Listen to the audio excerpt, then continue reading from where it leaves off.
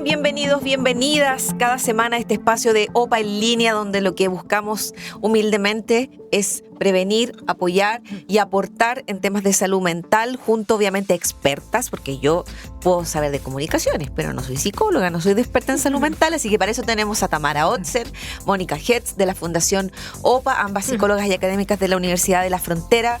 Muchas gracias como siempre. ¿Cómo están? Sí, muy bien, contentas de este tema que nos convoca hoy. Así es. Sí. Tamara, ¿cómo estás tú? Todo muy bien. Todo muy Con bien. Con mariposas para este tema. Sí, así es. Porque para quienes nos están escuchando a esta hora, también nos vemos. ¿Por qué? Porque estos capítulos quedan en YouTube, también en UFRO TV, vamos en distintos horarios que ya cuando terminemos el capítulo les voy a comentar ya, para que la gente si no nos pueda ver a través de la señal de UFRO TV. El capítulo de hoy, el tema de hoy que vamos a hablar, amar en todos los colores, diversidades sexogenéricas y riesgo suicida.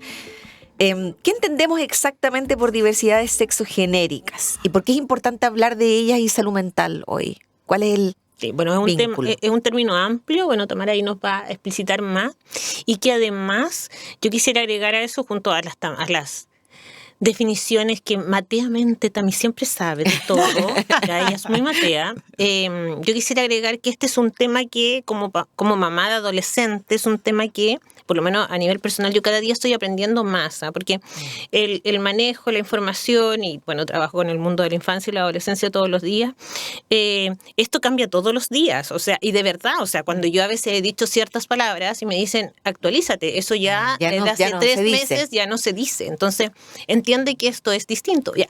Entonces, también es algo que primeramente, bueno, también nos va a dar el súper concepto, pero primeramente aquí tenemos que aprender todos y todas, ¿no? Y también yo creo que es lo que nos invita a la tolerancia, a cultivar la tolerancia y la información y el aprendizaje continuo es este. Oye, ese es tremendo tema también. Bueno, las tres somos madres de adolescentes de alguna manera, ¿cierto? Sí. Ya. En eso coincidimos. Sí. Entonces, todos estamos aprendiendo un mundo distinto a lo mejor a cómo nosotros fuimos criadas, ¿no? O a nuestras dinámicas familiares o nuestros contextos. Pero también yo he escuchado de gente, incluso de nuestras generaciones u otras, dicen, ay, pero es que estos cabros andan con puras modas. Esto es moda. Sí, es complejo, es muy complejo el tema. A mí el primer impacto fuerte fue cuando entré a nuestro querido Liceo Gabriela Mistral acá, y hace varios años ya, y me fijé que en la lista estaban los nombres sociales. Sí. Entonces yo fui ilusamente y le dije al profesor, como, oye, mira esto de los nombres sociales. El profesor me miró así como, casi que yo me sentía en la prehistoria, estamos hablando 5 años atrás. Y yo así como dije, rayos.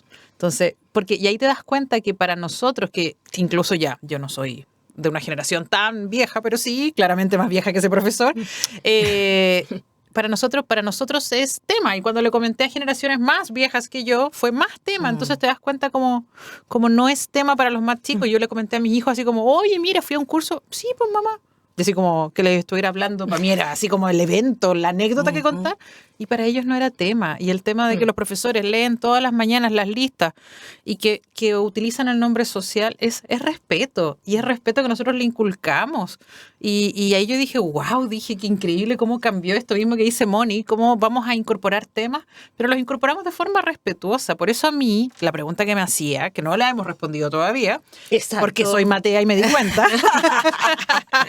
Entonces, cuando me hablan del LGTBQ+, QIA, no sé qué, todas las letras, y no es que me ría de eso, no es faltar el respeto a eso, pero por eso quiero hablar de diversidades sexogenéricas, porque yo creo que ese es el concepto que engloba todo esto, que engloba todas las identidades, las expresiones de género, las orientaciones sexuales que se apartan de esta heteronorma que tenemos, de este separar de hombre-mujer, femenino-masculino. Exacto, de esta lógica binaria, ¿no? Exacto. Super. Entonces yo creo que esta diversidad sexogenérica es un concepto que tenemos que atrevernos a utilizar, porque eso debería, el día de hoy, no sabemos qué viene mañana, pero el día de hoy está englobando a todas estas personas que están descubriendo, que están fluyendo por este descubrimiento de con qué se sienten cómodos, con qué se sienten respetados, y nosotros también nuestro deber es respetarlos en eso. Entonces, por eso ocupamos ese concepto que me parece que a la fecha, dentro de lo que hemos investigado, es el más respetuoso para todos y todas. Y ahí un poco la pregunta también, o el nexo que queremos hacer también con salud mental y riesgo suicida. O sea, la pregunta es, ¿quiénes pertenecen o se identifican, ¿no?, dentro de estas comunidades sexogenéricas? Sí. ¿Tienen más riesgos suicidas, por ejemplo, o no necesariamente? ¿O son mitos que muchas veces se asocian? En la medida en que no es el pertenecer a este grupo una condición que haga que por esa pertenencia haya el riesgo. Sí, las conductas discriminantes hacia este grupo es lo que generan riesgo, ¿sí? Entonces, en la medida en que el contexto tiene una apertura, un respeto por ver más allá de esta diversidad, la persona en completo, este riesgo va a ser el que podría tener cualquier persona, o por ejemplo, si estamos pensando en un adolescente o adulto emergente, ya propio de su rango etario. Pero si a eso le sumamos conductas de discriminación constante, denostación, por supuesto ese riesgo va a ir en aumento. Y eso tiene que ver mucho con el contexto. Por eso hablamos de los colores, ¿no? Por eso hablamos de amar en todos los colores. Significa entender también el amor como un tema mucho más amplio, no de esta lógica binaria, ¿ya? Y poder abrir ese espacio de comprensión es súper importante, porque eso disminuye el riesgo, ¿ya? Un poco eso te podría comentar al respecto, no sé, Tami. Sí, exacto. Hay investigación desde el Trevor Project, que es un proyecto muy antiguo del 2022 que se desarrolla en Estados Unidos, en donde se identifica un 45% más riesgo, es decir, de riesgo de ideación suicida en los jóvenes pertenecientes a estos grupos discriminados. Y además un 20% de ellos intentó suicidarse alguna vez. Son cifras súper altas. Cifras súper altas, y podemos seguir en cifras de 40, 45% alguna vez en la vida, no en el espacio de la juventud. Entonces, casi la mitad intenta suicidarse en algún momento de su vida, y esos son datos que están ahí disponibles. Y como dice muy bien Moni, no tiene que ver con ser homosexual, no tiene que ver con ser gay, tiene que ver con específicamente esta discriminación. Y eso está súper relacionado con temas de convivencia escolar. Yo voy a hablar de ciclo escolar, ¿no? Está súper relacionado con el ciclo escolar, porque en la medida en que vemos que si se aperturan protocolos que tengan que ver con que la discriminación, o también se llama bullying por diversidad sexogenérica, que es un motivo especial es un tipo de violencia distinto, ¿sí? Es un tipo de cosas que me molestan, es un tipo de cosas que yo como adolescente, que también tiene que ver con el contexto de ese adolescente, ¿sí? Que discrimina, que maltrata, porque no existe esto de solo hombres o solo mujeres. ¿Sí? Entonces, estos compañeros o compañeras que no calzan en este esquema binario, de alguna manera los tengo que maltratar, porque de alguna manera tengo que hacer, me ha tocado mucho en realidades educativas, que estos compañeros no estén tan perdidos supuestamente en la visión. En la visión, claro. Entonces, o se encaja acá o se encaja acá, porque nada más, entonces lo que hace. Y bueno, eso tiene que ver con ciberbullying y otras cosas más. Eso es un tipo de violencia específico. Sí, y ahí que te toca trabajar mucho con comunidades, Mónica, te quiero preguntar, ¿qué relación en esos comportamientos adolescentes tienen mucho de reflejo de lo que papá, mamá o tu entorno familiar piensa? Sí, por supuesto. Yo creo que eso es dentro de las cosas más terribles, ¿no? Cuando tú escuchas eso de tus padres o de tu grupo familiar. Porque ahí tempranamente no tienes muchas opciones, ¿no? Porque es el mensaje que te dan tus cuidadores, tus cuidadoras, que te protegen, ¿no es cierto? Que también respondemos a una historia, ¿sí? Pero mi experiencia ha sido bastante esperanzadora. Debo decir que en la medida en que tú trabajas con los papás, mamás, los escuchas, los acoges, y también con los adolescentes, hay una apertura también, y muchos papás reconocen, es que esto para mí es nuevo.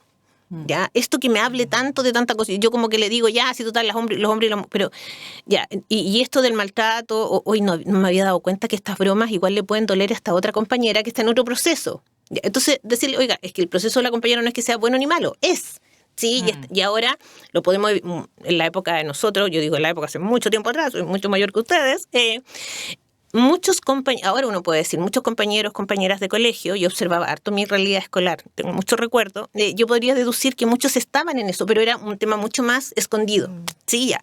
Ahora, fruto de todo lo que tiene que, y lo hemos conversado en otros capítulos, la era digital y todo lo demás, hace que esto sea más explícito, que se hable más, que esté en las redes, que esté en un celular, en un TikTok, en un montón de partes, ¿no? Ya. Entonces, cuando la mamá se da cuenta que hay un compañero que lo está pasando mal porque mi hijo hizo esto, claro, pues yo siempre he entendido, solo mujeres, solo hombres, me ha pasado, entonces, y esto también provoca daño. Y yo les hablo de un tipo de maltrato que tiene ciertas... Entonces, ¿por qué no cambiamos un poco el discurso? Mire, no le estoy pidiendo... tampoco, que cambie absolutamente su paradigma. Exactamente, hay que respetar, ¿no? Pero cuando vemos que hay alguien, por los mensajes que da mi hijo, mi hija, uno sabe lo que está criando. ¿Ya? Entonces, sí, yo sé que estoy criando con amor, con dedicación, y veo que eso tiene un impacto positivo, súper. Pero si también en ese contexto, porque creo que lo estoy haciendo súper, como papás aprendemos todos los días, pero si alguien me dice del colegio, hay un compañerito que se está viendo afectado por los comentarios que tiene su hijo hacia él, ¿podríamos hacer algo para evitar eso? Ya, y los valores van a quedar... eso es totalmente, pero ya si hablamos de daños, la cosa es distinta. Es diferente. Sí. Y ahí también hay cifras a propósito de lo que ustedes contaban y lo que contaba Tamara, que en Chile, por ejemplo, la situación no es tan distinta. ¿No? También hay cifras que nos alarman. Sí. No, en Chile la situación es que, claro, de las personas, por ejemplo, trans, el 67% había tenido ideación suicida y el 34% intentos de suicidio. Y en nuestra región, 1 de cada 5 jóvenes reporta sintomatología depresiva persistente cuando pertenecen a un grupo de diversidad sexogenérica. Entonces, es muy complejo y hay 3 conceptos que también encontré interesantes. Un concepto es el tema de la homofobia, que es algo que viene ya de generación y que tenemos estos chistes y cosas. Lo otro es la falta de reconocimiento legal. Y eso tiene que ver un poco con este listado que yo decía del nombre social y todo, que me parece que hemos avanzado en eso, pero todavía tenemos que no solamente avanzar, sino que seguir avanzando. Y el tema de la violencia, que también comentaba Moni, es decir, estos comentarios que van a violentar a otra persona en función de algo que es la esencia de la persona. Sí. Es decir, no debemos molestar porque tienen el pelo rubio, porque tienen el pelo negro, porque su piel es más clara, más oscura, sus ojos son de un color. Tampoco deberíamos molestar por su condición de género. En general. Y también mi impresión es que esto ha sido un trabajo súper desafiante en los últimos años, porque de hecho hay protocolos que se abren sobre temas, o sea, hay protocolos que existen para resguardar el tema de identidad de género y de cómo acompañar, que existen, de cómo acompañar este proceso de identidad de género, que es algo que ocurre en la adolescencia. Antes esto era un tema no visto en colegios, o sea, el enfoque de género no visto en colegios, ¿ya? Ahora el tema de que exista un protocolo por ley, que la superintendencia te diga, mire, usted colegio tiene que tener un papelito, yo digo que esos son los protocolos, son papelitos en suma que nos ayudan a proteger a nuestros estudiantes, ya. Dentro de todos los papelitos, porque vamos como en 17, 18 protocolos, es una cosa, bueno, pero bueno. Dentro de esos hay un papelito que tiene que ver con cómo generar acciones en la comunidad educativa que tengan que ver con la tolerancia, tengan que ver con, por ejemplo, es súper desafiante el 18 de septiembre, volvemos al 18 de septiembre, porque se baila, ¿no es cierto?, se caracteriza los bailes del 18, porque ahí tú bailas o como mujer, ¿no es cierto? Claro, representas alguno de estos roles. Tienes que el rol del hombre, que no sé, la mujer, por ejemplo, la cueca, por decir algo, no sé, ya, los otros bailes, ya. Entonces, ahí hay que respetar, porque a mí me ha pasado acompañar a estudiantes también que, ¿cómo lo hago? Yo no me quiero vestir de mujer, sí, soy mujer, pero estoy en esta transición. No es que esté contra el país, no soy antipatriota, ya, no es que no valore la cueca, ¿ya? No tiene que ver con eso, tiene que ver con un trabajo interno, ¿sí? Y además tú sabes que y está súper bien, porque los profesores de educación física esto lo motiva mucho, el 18 y todo, no es que me quiera sacar un 1 en educación física, pero ¿qué hago? ¿Cómo lo hago? Bueno, y ahí vienen las adecuaciones, ¿no? Entonces, ahí es acoger, bueno, podrá hacer un trabajo de por qué la cueca, el baile nacional, no sé qué cosa, o ayudar a las escenografías, generalmente son chicos que además el área artística lo tienen súper desarrollado. Mi humilde impresión ha sido eso, me he topado con eso coincidente, ¿no? Que están con este trabajo interno y te pueden hacer una bandera gigante, una cosa muy bonita, escenografía. Pueden participar, no es restarlos del tema de la festividad. Que también eso es una discriminación y claro, que es entender mal el mensaje de lo que tú planteas. Pero si tiene un talento artístico para hacer una escenografía bonita, unas letras bonitas de Chile, no sé qué, perfecto, y ahí está su aporte por este rato. Y eso también nos cuesta a nosotros como adultos, y lo digo en lo personal. Esto es un proceso que muta mucho. Sí, o sea, yo puedo estar hablando un mes con un chico en una dirección y al otro mes va a haber otro, esto es género fluido, ¿no? Que va para allá y para acá. Entonces, y ahí es complejo porque tienes que estar abierto al cambio constante, que es propio de la adolescencia, pero en ocasiones se nos olvida en una sociedad que trata de estandarizar todo y que las diferencias también se olvidan. Y además de cómo etiquetarnos a todos. Les quiero invitar a una pausa para seguir conversando acá en OPA en línea a través de todas las plataformas de UFRO Medio, UFRO Radio en Temuco y Angol.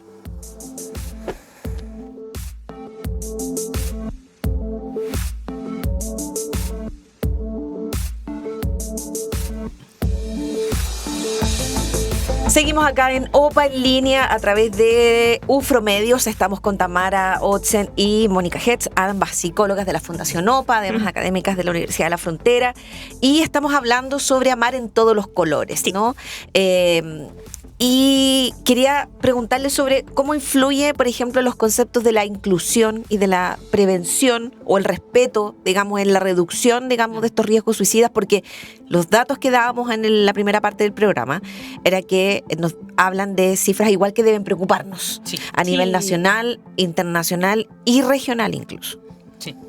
Sí, los datos específicos hablan de, claro, de este proceso que hablábamos un poco antes de la pausa, de esta transición, de este proceso en donde avanzamos hacia incluir, hacia el respeto a lo que están viviendo jóvenes, adolescentes, adultos en general, niños, niñas, en donde se dice que cuando finalmente en este proceso son rechazados por sus familias, qué complejo eso, hay 8 veces más riesgo de intentar suicidarse en aquellos que son rechazados. Esto lo dijeron en el año 2009, viene una investigación bien súper antigua, pero en general son datos que hasta la fecha se coinciden. Sí. Y el 2018 también Russell habla de un 56% de probabilidad más de intento que reduce la probabilidad de intento en un 56% cuando se le reconoce y cuando se le nombra por el nombre social.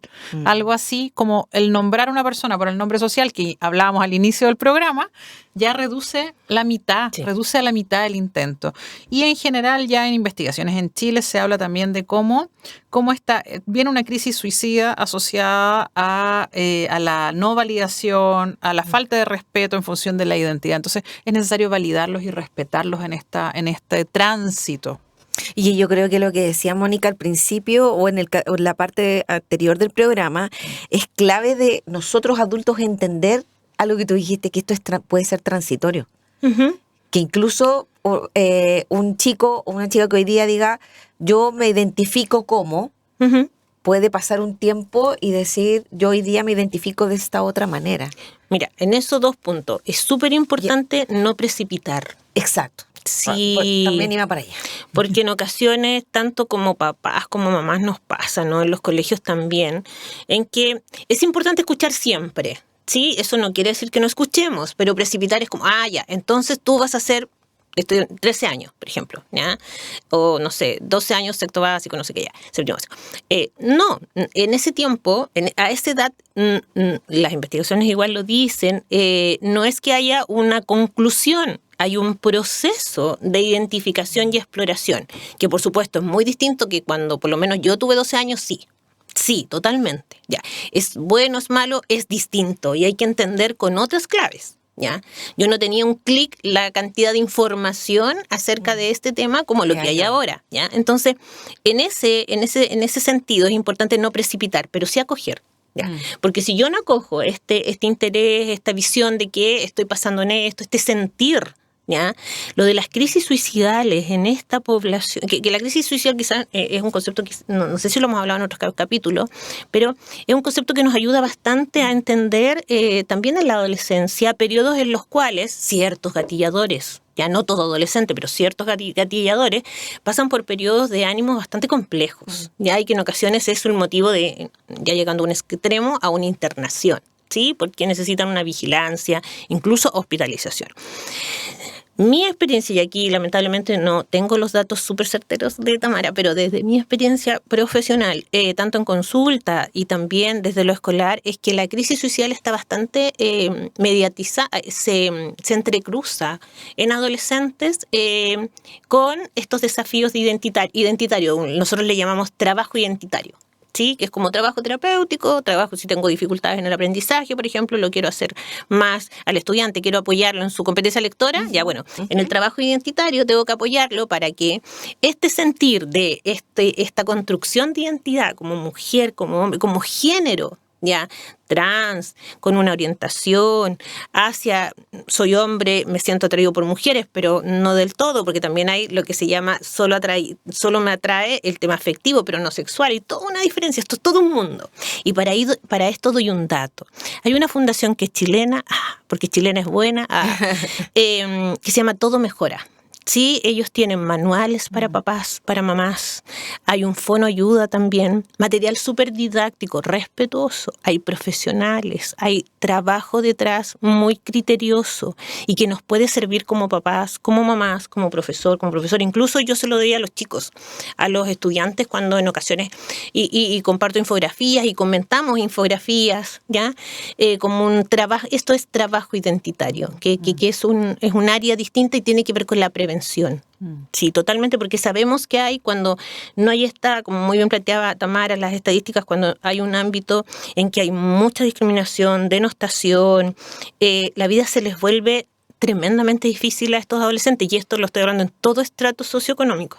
Sí, aquí hay un dato que también tú aportaste, Tamara, como muy Matea, también estábamos hablando, por Dios, de que tiene que ver con lo que pasa en nuestra región también. En el fondo de cómo nosotros vamos incluyendo en un territorio particular, con contexto particular, con elementos que son solo de esta región, estos temas que estamos hablando. Exacto.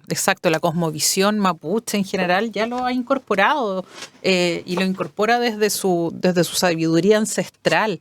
Entonces, ¿por qué no incorporarlo nosotros también? Porque además, a mí me preocupa como sumar un poquito a lo que dice Moni en general, en centrarnos en cómo las teorías psicológicas que explican el riesgo suicida están súper asociadas a esto, a esta discriminación, a esta exclusión. Ya lo decía Thomas Joyner, el guapísimo psicólogo que estudia el suicidio, ¿cierto? Qué guapo. Sí, qué guapo.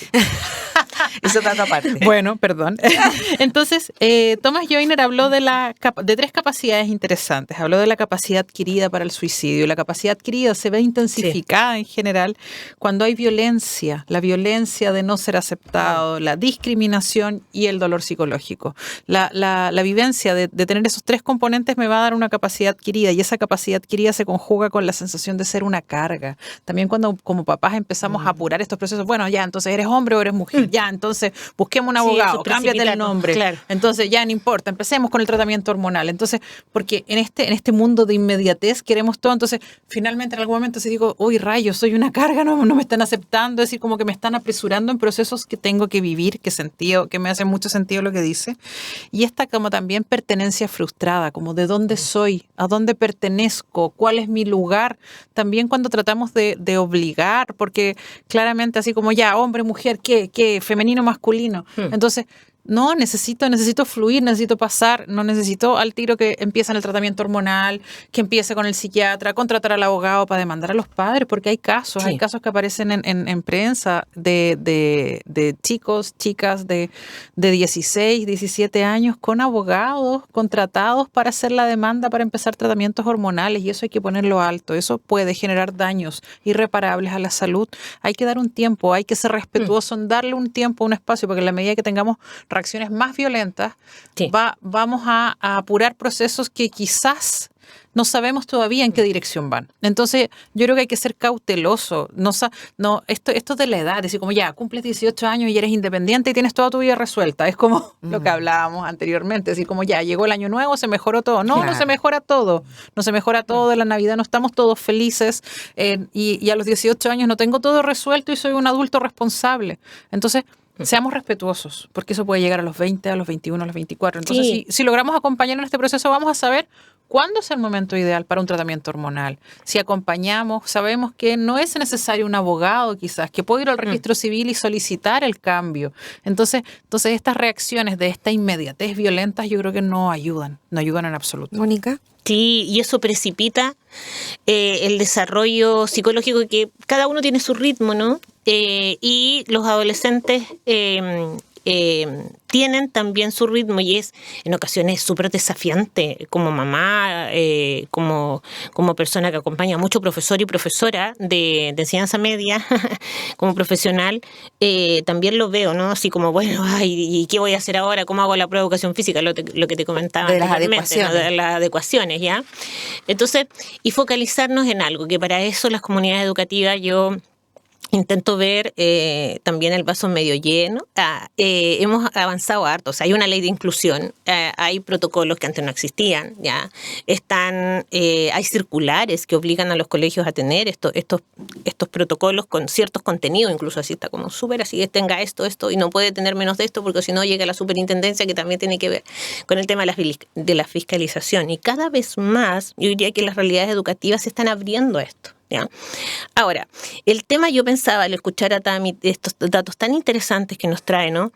Qué lindo sería esto que lo escucharan los profesores, porque en ocasiones yo también entiendo a ellos. O sea, otro protocolo, ya tenemos 16, por decir algo. Ya. ¿Y por qué tengo que hacer esto? No hay un dato científico que ellos desconocen, no tienen por qué saberlo, ¿ve? Porque las circulares de la superintendencia, que son bastante didácticas, pero dicen el procedimiento haga esto, pero no está la base. Por ejemplo, que es un factor protector. Ya. Lo que acaba de decir, solo el nombre social. Imagínate, solo cambiar un nombre en una lista. Puede hacer una gran diferencia. O sea, eso ya es... entonces, y eso puede hacer que este chico, esta chica, que lo conozco de chico, por ejemplo, no sé qué, que le sé su trayectoria, conozco a sus papás, que lo pase mejor, voy a evitar, por ejemplo, lo que hablábamos antes, de una crisis suicidal, que es muy regular en esto, que es frecuente ya. O sea, solo esa movida en la política educativa, que yo llamo así como lo que tú haces en el aula, con el libro de clase, bueno, que ahora es digital, así que ni siquiera en papel, ¿ya? Ya hace un cambio, ya. Pero el profesor que implementa esto no tiene ese dato, ¿te fijas? Entonces, ahí es donde yo digo que esperando que hayan profesores y profesoras, esos que siempre existen, ¿no es cierto?, que son los más, que están puestos con estos temas, qué importante eso, para decirle que lo que hace de verdad le puede cambiar la vida a ese chico. Ya, no es solo, chuta, y vas a tener que cambiar las pruebas, los certificados, ya, un montón de cosas. Sí, pero eso cambia. Y es un movimiento que igual implica pega, porque imagínate, a veces hay cursos en que tenéis 5 con nombre distinto, ¿ya? Que hay que hacer, ya, perfecto, pero que sepa, y qué lindo decirle que si parte de su agobio se debe porque tiene que hacer esto, está aportando un montón. También ya con esto vamos cerrando. No, súper. Pero ¿qué consejo le daríamos, por ejemplo, parte de lo que hablaba, Mónica le hablaba mucho también a quienes estamos a cargo o quienes son parte de las comunidades educativas, pero a un joven hoy día, a una joven que es parte de estos grupos o de estas identidades sexogenéricas y que está en una crisis hoy? Bueno, buscar ayuda, ya hablamos de Todo Mejora, que es una tremenda fundación. Buscar ayuda, está también el teléfono de INJUB, de Hablemos de Todo. Hablemos de Todo es un tremendo aliado, es un teléfono que está en la página de INJUB. Lo vamos a buscar al tiro mientras. Hablemos de Todo. Y orienta, te ayuda, entonces yo creo que eso es.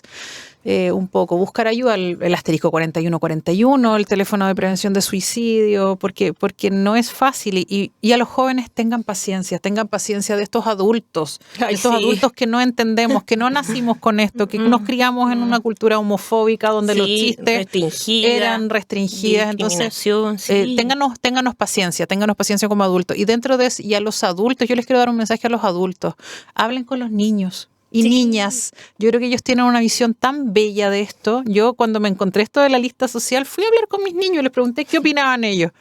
Y me miraron casi como que yo fuera estúpida, así como, ¿y por qué vamos a tener una opinión así como de que fue algo malo, mamá? Porque tenemos que debatirlo. Claro, para ellos no era tema. Entonces yo de ahí en adelante dije, qué equivocada que estoy. Yo dije, voy al cuestionamiento y para mis hijos, que eran chicos, 5 o 6 años, y de ahí en adelante yo dije, ok, yo no lo voy a poner como tema nunca más, porque para ellos no es tema. Y de ahí en adelante me preocupé de hablar de ellos desde una cosa general. Es decir, cuando ustedes tengan pareja el día de mañana, y no decir cómo te vas a casar con un hombre, te vas a casar con una mujer, no. Cuando ustedes se enamoren, tengan una pareja, decidan construir, entonces tratar también como adultos de cambiar nuestro lenguaje a estos niños que están creciendo, porque quizás alguno de mis hijos decida decida que directamente no va a ser lo clásico que hemos visto, sino que él tiene la libertad de decidir, y así como tiene la libertad, va a tener la libertad también de preguntarme, de contarme, y para él no va a ser tema.